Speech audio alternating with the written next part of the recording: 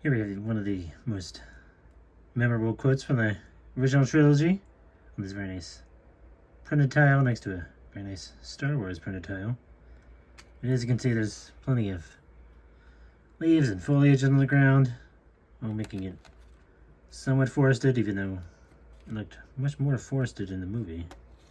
Some more over here, and get this nice bit of growth in the trees. It's very, very nice. Pretty much nothing going on back here. Some more exciting stuff going over here.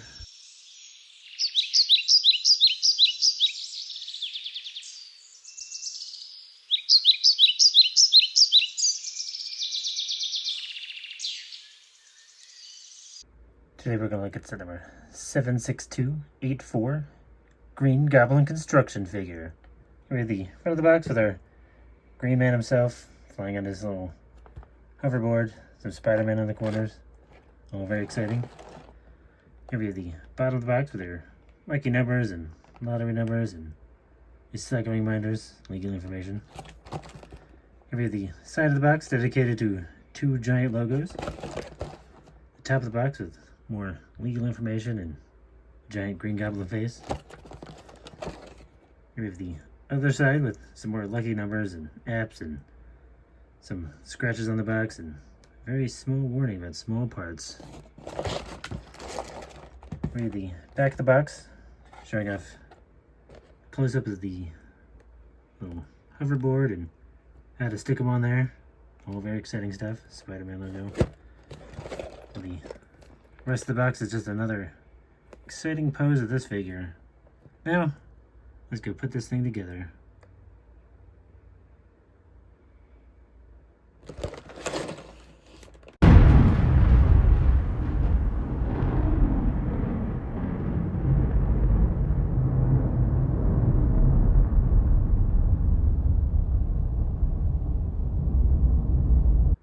Here we have Mr. Green himself, looking very green and very plain, but that kind of is how he looked like in the first movie, or the original movie.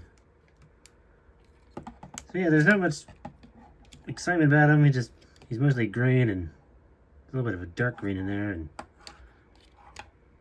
that's about it. He's just a big green man, but does have the standard Lego buildable figure things going on. It, ratchety hips that move in and out and back and forth. Same with the knees. They do go this way a little, but it helps to get him on the old glider. He also has these little knee pads or kneecaps that does cover it up a little so it doesn't look as weird, but you might have to move them yourself to make it look good. He also does have some movement in the old ankles. Not much back and forth, but it does go side to side.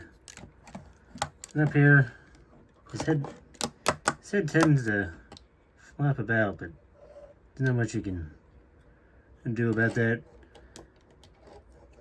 Same with his arms. Do get some movement in the rest, and all you get is just a hinge for an elbow, but doesn't look that good when you bend it too far, but what are you gonna do?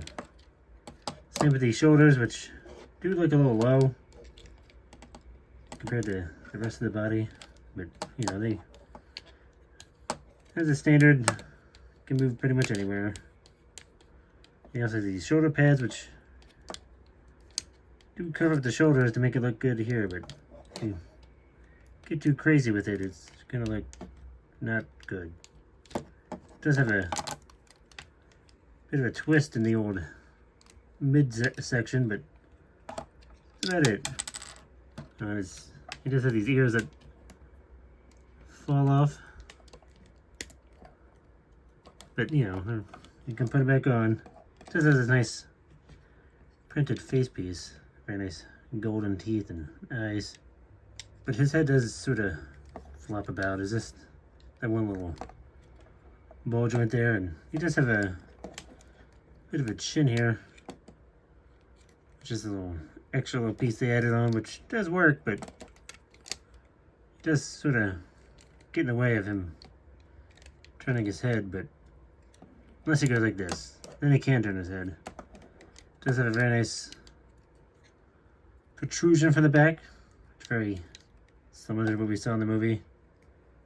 Which looks pretty nice. And on the old backside is pretty much nothing going on back here. Just a bunch of nothing. And, you know, pieces tend to fall off this guy fairly easily. So that's a plus. Plus, it's really hard to get these tiles to line up perfectly. But it is what it is. Just have these nice clawed hands. But you can put his little pumpkin bombs in there, which they gave you. They give you 2 of them. And it just sort of stick on there, and then you can kind of make it look like he's holding it. You can also put the other one in his other hand. Just sort of sticks in there in the little stud, but there you go. And he has 2, another piece falling off of him. Now he has 2 good old bombs. Take that, Spider-Man. You also get this very nice glider, which is far better than the figure you stick on it, but that's okay. Just comes with this nice kind of purpling gray color scheme. A bit of black under here. Plus there's not much going on down under here. You get these 2 nice wings, which they do move, but I don't know why you would really move them, but you can if you want to. They just sort of sit on top, and you get these 2 pegs to stick his feet in. You also get a little bit of flame action out of the back.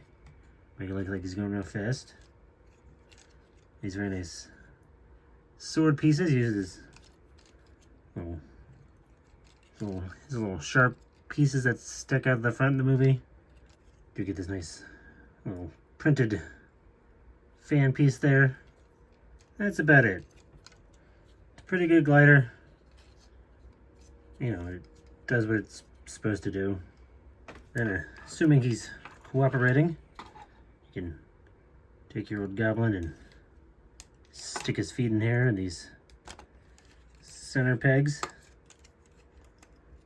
onto the wings, which is easier said than done. Then take a bit of time to adjust him around so he doesn't look weird and awkward, which you can eventually do. Then there you go. He's quite tall, and he's probably gonna get cut off and possibly fall over because he's not that good.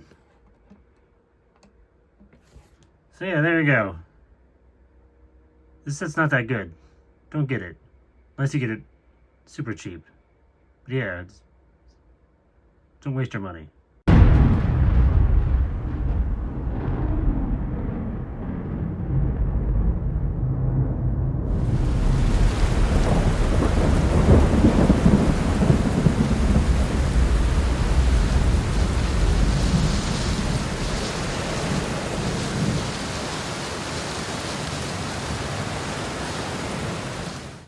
Don't forget, you too could be a winner.